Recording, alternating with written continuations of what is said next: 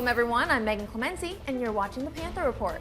FIU basketball saw both the men and the women in action this week. We start on Saturday where the women's basketball team hosted East Carolina in its second CUSA contest of the season. The Panthers entered the game with a 6-8 record while the Pirates stood at 13-1 overall.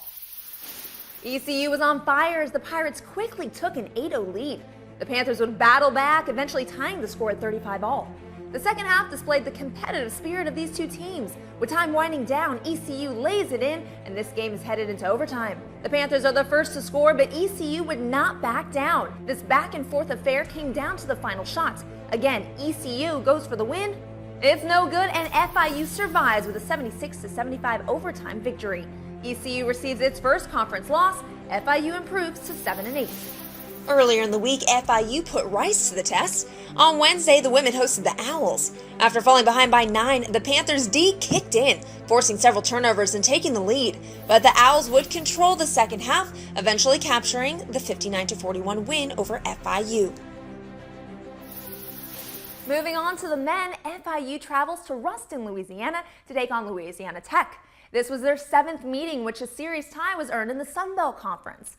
On Saturday, these two teams battled not only for bragging rights, but for the first time in Conference USA action. After back-to-back Tymel Murphy layups gave FIU a 22-19 lead in the first half, the Bulldogs would explode on a 22-0 run that the Panthers would not be able to overcome. FIU falls to Louisiana Tech 85-51. Murphy led all Panthers with 13 points and 9 rebounds.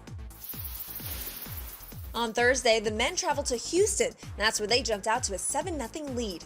Halfway through the second period, and the Owls would catch up. That would lead to a tie at 46. But that's when Tymel Murphy exploded for the next 11 FIU points.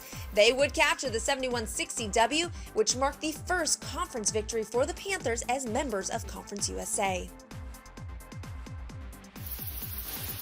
Next up, the women travel to South Florida rival Florida Atlantic on Wednesday, January 15th for a 7 p.m. contest.